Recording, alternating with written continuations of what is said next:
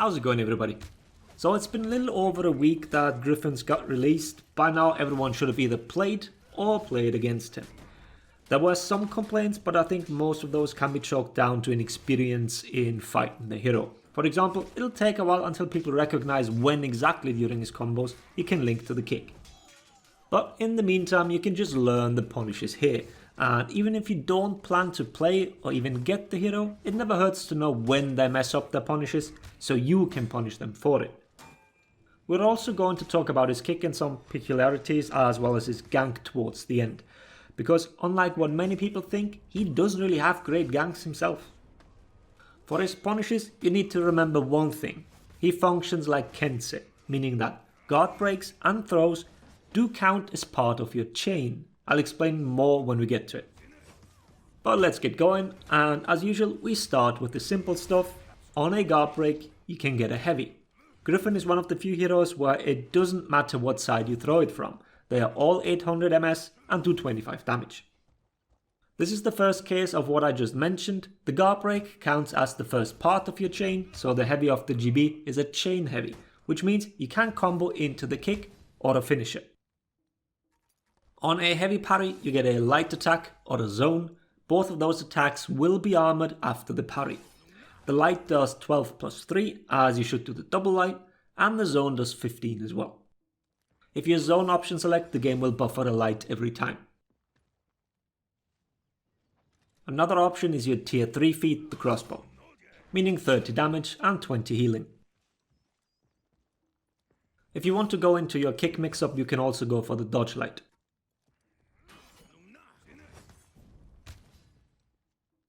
On a light parry you get a heavy. Once again, they're 800 MS but only do 24 damage. The parry doesn't advance your combo like the GB does. Meaning he's one of the few heroes that do more damage on a GB than a light parry.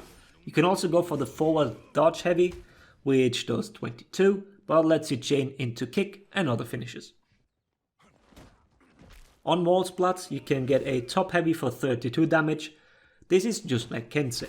Guardbreak counts as 1, throw counts as 2, and then your attack is 3, meaning it's the finisher heavy. So just from a damage perspective, it is worth to go for wall splats. It's also very forgiving range wise. When you are out of stamina you cannot chain, which means wall splats are your normal neutral heavy. And it's not really an option anyways, they'll get blocked. So you are stuck with a light for 12 damage. Which ultimately means you shouldn't even go for the wall splat unless you're playing for time. A normal out of stamina GB will already give you the light anyways. Same goes for a light parry when you're out of stamina. Then your running attack, it guarantees you nothing. Lights and zone can be blocked and the shove can be dodged. With teammates nearby, that move guarantees them a heavy. Then the shove, it gives you a light, and remember it functions as a combo starter, so the light is a chain light. Now for all the out of stamina ones, these are quite varied depending on what you want to do and your available stamina. Let's do the throws first. Like I mentioned before, throws count as parts of your chain. So the first option you have is light, which is a finisher, and then throw in neutral heavy. That's a total of 38 damage. Next option is forward dodge light, into kick, into heavy. That does 42 damage and executes.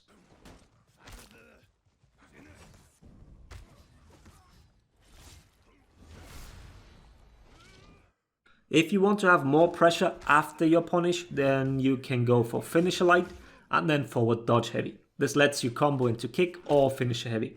Damage clocks in at 34. And then the last option is to just throw a heavy. It is a finisher top heavy after all and will do 32. You can opt for a side one for just 30 in case multiple people are around. Remember that you have hyper armor on the finishers, so it's a pretty safe and rather fast option to get some damage in.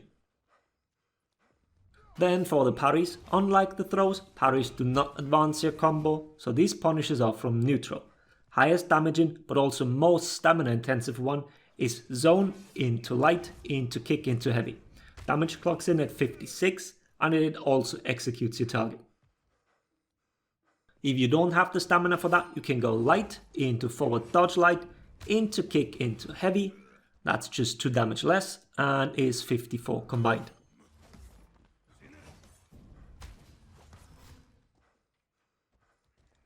For a fast punish, you can go for double light into top heavy.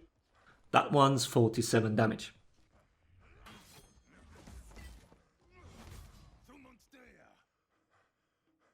And one last option, you can do zone into heavy, which gives you the option to go for a finish afterwards, so you can maintain pressure. Damage for this punish is 40.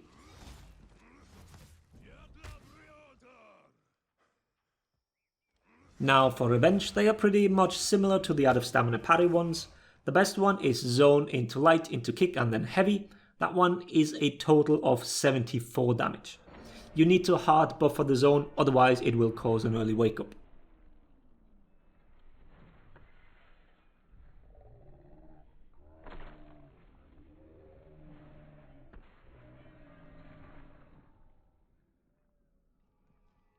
You can also do light, different side light into kick. Stamina isn't an issue during revenge, but the option is there. Damage here is 70 combined.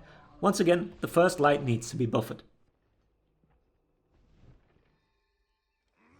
To make this easier, you can go for double lights into kick instead. That one clocks in at 57. For a quicker option without the kick, you can do forward dodge light into finisher heavy. Damage is 61. Timing for the dodge light is a little finicky, needs to be buffered once again.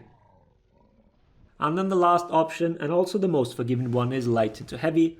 Total damage is 49, but you have the option to chain into your finishes.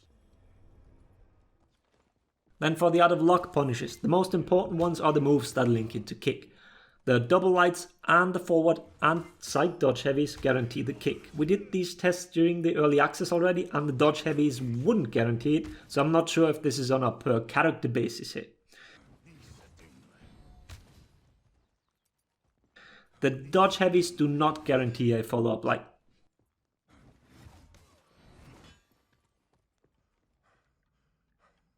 Then out of lock, out of stamina, the dodge light guarantees the kick.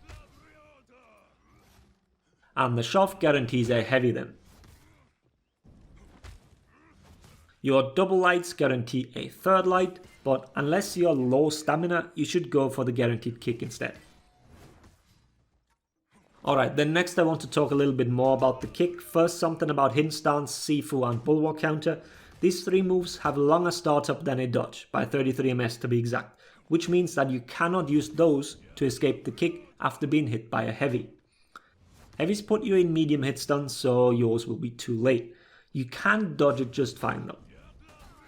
On block they do work, bulwark counter obviously as it has a fast flow, but both Sifu as well as hidden stance are an option for you as well, after medium block stun.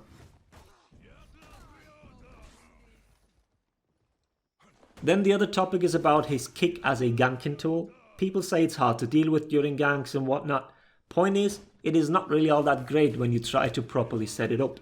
Why that is, you need to understand hit stun rules, specifically third hit stun. The third hit stun resets you back to neutral, which is one of the reasons why there is no such thing as stun locking in this game. Yes, there are moves that reset hit stun, but Gryphon's kick isn't one of them. For Gryphon's kick, you always run into the problem that either the kick will be dodgeable or that the heavy follow-up after the kick is blockable. So you need to pay close attention what your opponents are doing, and if they're trying to confirm the kick with an additional attack, then you will be able to avoid the damage. But yeah, that should cover most of this topic for now. Here's quite a few options when it comes to his punishes, and some need a little practice to get the timings right. If there are still questions, or in general if there's anything unclear about what I said, feel free to either ask in the comment section or join the Discord where you'll find people that are able to answer most of these things as well. Having said all that, I hope the video was helpful. Thanks for watching. Laters everybody.